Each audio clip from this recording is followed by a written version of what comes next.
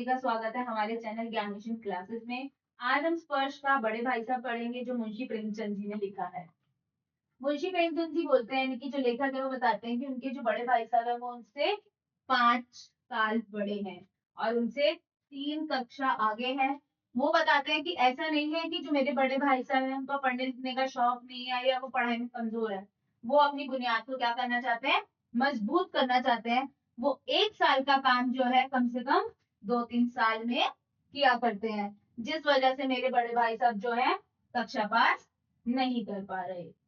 बोलते हैं कि मैं 9 वर्ष का हूँ और मेरे भाई जो है वो 14 वर्ष के हैं। मेरे भाई मुझ पे पूरी निगरानी रखते हैं, जो उनका जन्मसिद्ध अधिकार है। आप लोगों ने भी देखा होगा, आप लोग जो भाई बहन होंगे वो किसी की गलती या किसी की अच्छी चीजों को नोटिस करके अपने मम्मी पापा को बताते होंगे। कई बार जो गलत काम होते होंगे या कोई शरारत होती होगी गलत, वो तुम भाई बहन को बताते होंगे जिसकी वजह से वो डांट खा पाए। ऐसे ही जो लेखक के भाई थे वो क्या करते थे, कोई ऐसी चीजें नोटिस करते थे जिससे जो है वो लेखक को क्या कर सके, डांट सके। फिर लेखक बताता है कि जो उनके बड़े भाई साहब है वो पढ़ने लिखने में रुचि रखते थे, उनको किताबें पढ़ने का शौक था और साथ ही कॉपी या बुक की जो मार्जिन लाइन होती है उसमें वो चित्र बनाया करते थे। और कई बार वो क्या करते थे, जब कोई चीज उन्हें लर्न नहीं हो रही होती थी तो वो क्या करते थे, बार बार उसे लिखते थे।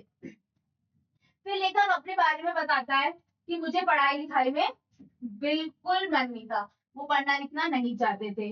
जैसे ही उन्हें समय मिलता था वो हॉस्टल से जाकर खेल के मैदान में खेलते थे।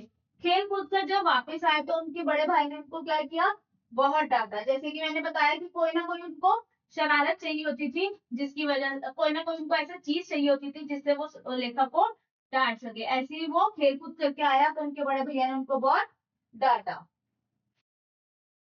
उन्होंने कहा कि पढ़ाई लिखाई इतनी आसान नहीं है, पढ़ाई करने के लिए दिन रात मेहनत करनी पड़ती है। लेखक के भाई ने बोला कि अगर जब तुम पढ़ाई लिखाई करोगे, कुछ बनना चाहते हो तो उसके लिए तुम्हें दिन रात मेहनत करनी पड़ेगी, जब जाकर कुछ बन पाओगे। अगर इसी तरह खेलना कूदना है तो तुम क्या करो, घर वापस चले जाओ और वहां जाके गुल्ली डंडा खेलो। फिर भी कहते हैं कि जो दादाजी के पैसे हैं उनको भी आप बर्बाद मत करो, यानी कि जो हमारे पैसे हैं उनको बर्बाद करो नहीं, पढ़ना मत पढ़ो पर पैसों को बर्बाद मत करो।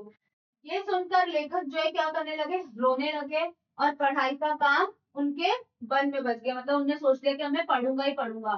2-3 घंटे बाद उन्होंने क्या करा, टाइम टेबल बनाया। टाइम टेबल यानी कि उन्होंने बनाया कि मैं सुबह उठूंगा, मैं नाश्ता करूंगा या मैं पढ़ाई करूंगा। उसके बाद उन्होंने पूरी सारणी बनाई जिससे वो सुबह से शाम क्या करेंगे। जबकि वह टाइम टेबल का पालन नहीं कर पाए, पर वो टाइम टेबल फॉलो नहीं कर पाए। क्यों? क्योंकि उनको पढ़ने लिखने में कोई इंटरेस्ट ही नहीं था। जब उनको इंटरेस्ट नहीं था तो उनका खेल का मैदान उनको अपनी ओर खींच रहा था, खींच रहा था। वार्षिक परीक्षा हुई, उसका रिजल्ट आया तो बड़े भाई साहब क्या हुए, फेल हो गए और छोटा वाला प्रथम आ गया। यानी कि लेखक क्या हुआ, प्रथम आ गया। दोनों के बीच अब कितनी कक्षाओं का अंतर रह गया था, सिर्फ 2 कक्षाओं का अंतर रह गया था। तभी लेखक चाहता था कि वो अपने भाई को क्या करे, खरी खोटी सुनाए। पर जब उसने देखा कि उसके बड़े भाई साहब बहुत दुखी है तो वो क्या कर रहा, फिर से खेल के मैदान में खेलने चला गया। अब क्या था, बड़े भाई साहब जो है उनका जो दबाव है वो लेखक पे नहीं था। क्यों नहीं था? क्योंकि वो फेल हो गए थे और लेखक प्रथम आ गया था। इसलिए जो बड़े भाई साहब का जो दबाव है वो लेखक पे नहीं था। लेखक सुबह भोर यानी कि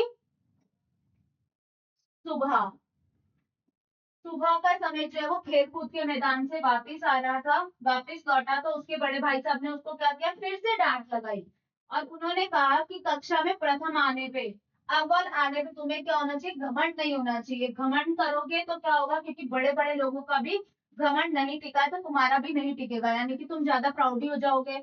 फिर तुम पढ़ोगे नहीं तो फिर से क्या होगा, तुम फेल भी हो सकते हो। तो ज्यादा घमंड नहीं करना। फिर उन्होंने काफी सारे उदाहरण दिए जिसमें उन्होंने बताया कि एलजेब्रा, ज्योमेट्री और इतिहास जैसे विषयों के बारे में जो है बताया कि वो बहुत कठिन सब्जेक्ट है, उनको पढ़ना मुश्किल है, इसलिए अब तुम पढ़ो। उन्होंने ये भी बताया जो निबंध लेखन है वो क्या है, बर्बादी है, यानी कि समय बर्बाद करता है।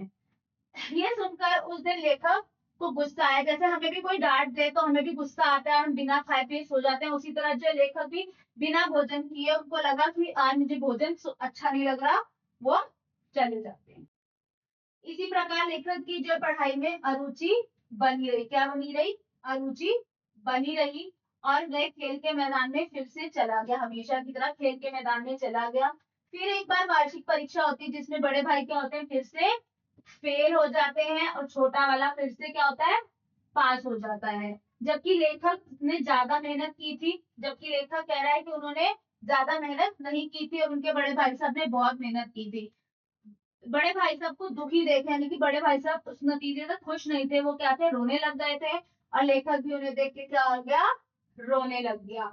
अब उन दोनों के बीच में सिर्फ एक ही कक्षा का फासला रह गया था। बड़े भाई साहब अब काफी नम पड़ चुके थे, यानी कि जो वो डांटते थे अब वो कम डांटने लगे, क्योंकि उनको दिख रहा था कि लेखक पास हो रहा है। ये देखकर जो लेखक ने एक धारणा बना ली कि मैं पढ़ूं या ना पढ़ूं पर मैं पास हो जाऊंगा, यानी कि उसमें घमंड आ गया था। एक दिन शाम को जो है लेखक क्या करते हैं, हॉस्टल से निकलते हैं और दूर पतंग लूटने के लिए दौड़े चले जाते हैं। रास्ते में उन्हें क्या दिखते हैं, उनके बड़े भैया मिलते हैं और तुरंत बड़े भैया जो उनका हाथ पकड़कर उनको गुस्सा करते हैं, बोलते हैं कि 8वीं कक्षा में भी आकर तुम जो है क्या कर रहे हो, मौज मस्ती कर रहे हो। जबकि उस जमाने में जब 8वीं कक्षा के लोग 8वीं कक्षा जब लोग पास कर लेते थे तो बड़े बड़े अफसर बन जाते थे, तहसीलदार बन जाते थे, लीडर बन जाते थे, समाचार पत्रों के संपादक बन जाते थे। पर तुम 8वीं कक्षा को कोई महत्व नहीं दे रहे हो। फिर लेखक ने बताया कि उनके बड़े भाई साहब ने बताया कि उनको तजुर्बा ज्यादा है। ऐसा नहीं है कि वो दोनों जो है एक कक्षा आगे पीछे है तो उनके बड़े भाई साहब को तजुर्बा नहीं है, उनके बड़े भाई साहब को उनके से ज्यादा तजुर्बा है। उन्होंने उदाहरण देते हुए बताया कि जैसे उनके दादा दादी है उनको तजुर्बा ज्यादा है, जैसे हमें कभी भी बीमार होते हैं कुछ होते हैं तो हमें मेडिसिन चाहिए तो हम सीधा डॉक्टर के पास जाते हैं या केमिस्ट के पास जाते हैं।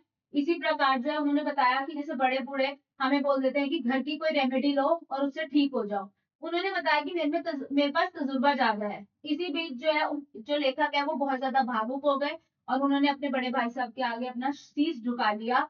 उसके बाद उसी तुरंत बाद भाई साहब ने बोला ऐसा नहीं है कि मुझे खेलने कूदने का शौक नहीं है, पर मैं जैसा करूंगा तुम मुझे देखकर वैसा ही करोगे। इसी बीच एक पतंग कटती हुई जा रही थी जिसकी डोर बहुत लंबी थी। बड़े भाई साहब लंबे होने के कारण उस डोर को पकड़ लिया और वो हॉस्टल की तरफ भागते गए और लेखक उनके पीछे पीछे भागता गया। धन्यवाद।